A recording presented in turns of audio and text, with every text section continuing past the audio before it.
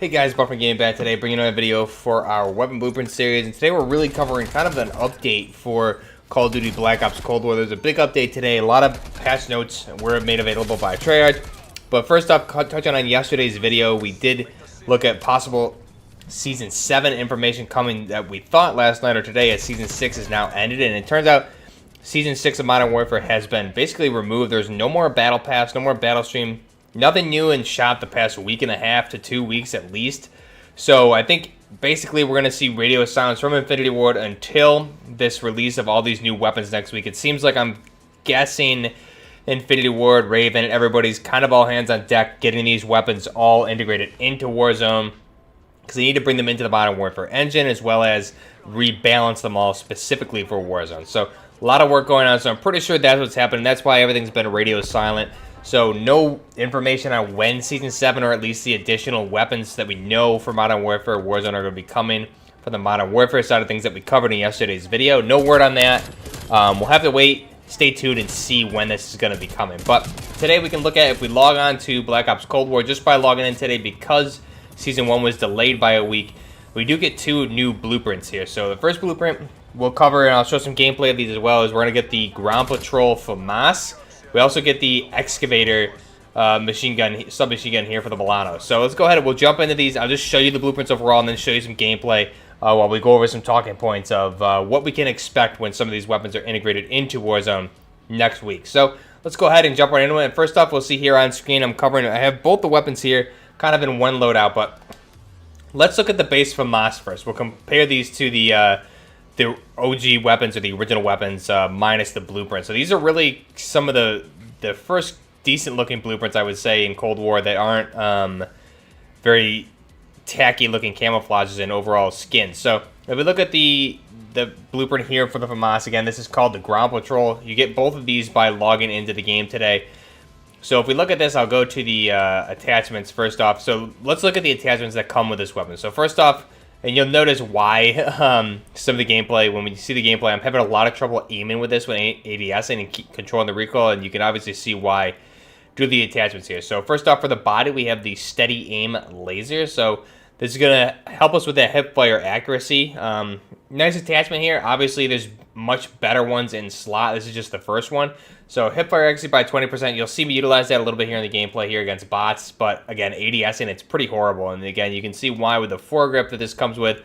It's just going to be the base foregrip. So this is going to assist with the horizontal recoil control by 15%. But for the FAMAS, we really, really need something like the field agent grip, because this thing has very, very heavy horizontal recoil, more so than the vertical recoil. So something like a field agent would be really what we want for this one.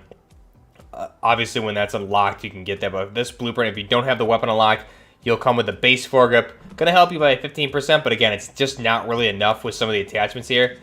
Then the magazine, everything else is skipped. The handle is going to come with the speed tape. So this will help with the ADS speed. However, you really want to use this blueprint in really CQC engagements, I would say. Now let's compare it to, really quickly, the base FAMAS. If we look at here, you can see the Ground Patrol on top, and then we'll do the base FAMAS there. You can see the differences with the blueprint overall. Just a different color schema there. Some of the tape is removed from the front of the handguard there, right before the barrel. The pistol grip is different colors as well. If it loads here, we have a little bit of tape on the pistol grip, obviously, for the attachment. It's a green camouflage overall, and then we have the red magazine. So nothing too crazy from a cosmetic standpoint. It's really just a new color schema, and they removed a little bit of, I would say, the tape there on the handguard. Other than that, it's really the same. The iron sights and everything like that remain the same. So really more so just like of a color update to the weapon. Now, if we look at the submachine gun here, again, this is going to be the Milano 821. So if we look at this with the attachments that it comes with for the blueprint, we have the optic is going to be the Hollow Scout sight. So this is actually going to give you the magnification of 1.75, which feels a little odd on this build of the weapon. But again, it gives you a nice zoom here, which is definitely good if you're running a longer barrel on this, or specifically with ARs. I think it works really well. If you look at the muzzle, it's going to be the infantry compensator. So this one here is going to give us the vertical recoil control by 12%. The cons are going to be the horizontal recoil control by 8%, but we're really using this for CQC engagement, so it shouldn't be too big of a deal there. The barrel, we're going to want the reinforced heavy barrel is what it comes with here, the 10.1 inch. So this is going to increase our effective damage range by 18% and our bullet velocity by 80%. The cons of the sprinting movement speed as well as the ADS or aim walking movement speed. Next up, the last attachment here is going to be the Raider stock. So the sprint to fire speed here you get is a 30% increase, which is pretty big. And then you get an increase of 10% to the aim walking movement speed. The cons here, the hip fire accuracy goes down by 30% here, which depending on how you build this out, you're probably going to want something like hip fire accuracy. But this does have a slower rate of fire, so you really want to make sure you're hitting your shots. Now again, with the Milano, you can see here, just compared to the base Milano with the same attachment, you can see the differences. Again, it's mainly just a cosmetic change to the weapon overall. There's nothing, no heavy cosmetic changes. It's just mainly a camouflage and a skin change here. There's nothing new about the weapon. Just they threw on a camouflage there and some different colors, and really that's about the extent of it. I think both of these blueprints look really nice, though. Definitely not the best builds you can make for these. If we were to make the best builds, I'll cover those in a different video when we cover some of the conversions for these and different variants of all these weapons. There's a lot of different builds you can make with these weapons, or at least different variations. Not so much conversions in Cold War compared to Modern Warfare, but you can make different variants, which is nice to see. So we'll go into that. Just in the background here, we'll show some of the gameplay of these two weapons here in game against bots. Nothing special, not in multiplayer. I don't have these unlocked in multiplayer yet, so that's why we're just playing against bots. Plus, the focus of these videos is to show you guys the blueprints. So, good thing about this is since the store hasn't launched for Cold War yet, we just have these two blueprints for free by logging in.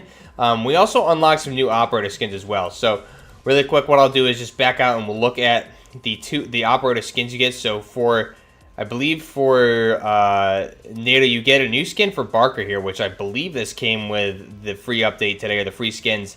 I did not have this one to begin with, so I'm assuming this came today. I just noticed it.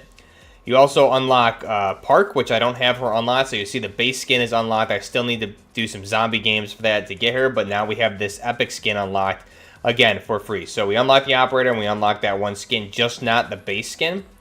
Next up, if we go to the Warsaw Pact, we get the Garcia operator here is now unlocked because, again, same with Park, we have that other outfit. It's going to give us the Barrio skin, and again, you can see compared to the base one here, we don't have that unlocked, but now we have the operator with the new skin there. So go ahead and back out and go back into some of the gameplay while you see these weapons. So good thing about these blueprints here is that we're going to be seeing all of these usable in Warzone when everything's integrated next week. So a lot of these weapons here, with the attachments you have, if you don't have the weapon unlocked, for example, right now I do not have the FAMAS unlocked in multiplayer, but I will be able to use this in Warzone because I have a blueprint variation of this.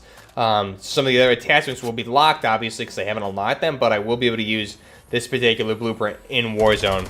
Now, that's going to give you incentive, obviously, if you use this in Warzone, you can rank it up by playing that, since progression is linked through zombies, multiplayer, and obviously Warzone as well. Everything's linked, so I'll be able to level this up if I'm using the weapon. Now, one thing to keep in mind is all these weapons are being rebalanced. I did see some comments saying that they're going to have to do a lot of changes once these are integrated, but they're doing those up front, which I think is why really we haven't heard much in the way of any updates from Nvidia Ward or anybody regarding Warzone, because this update's been pushed back a week due to Cyberpunk releasing on the date, I believe the 10th, that they were supposed to do it this week. So it seems like all hands are really on deck getting this stuff integrated, tested, and ready to go in a balanced state, because they're bringing in all these weapons from Cold War, all the optics, every single attachment that comes with these weapons, and they have to bring all those in, so they have to rescan them into the Modern Warfare engine. They're using the same models, but again, they're coming over to a completely different engine with Warzone,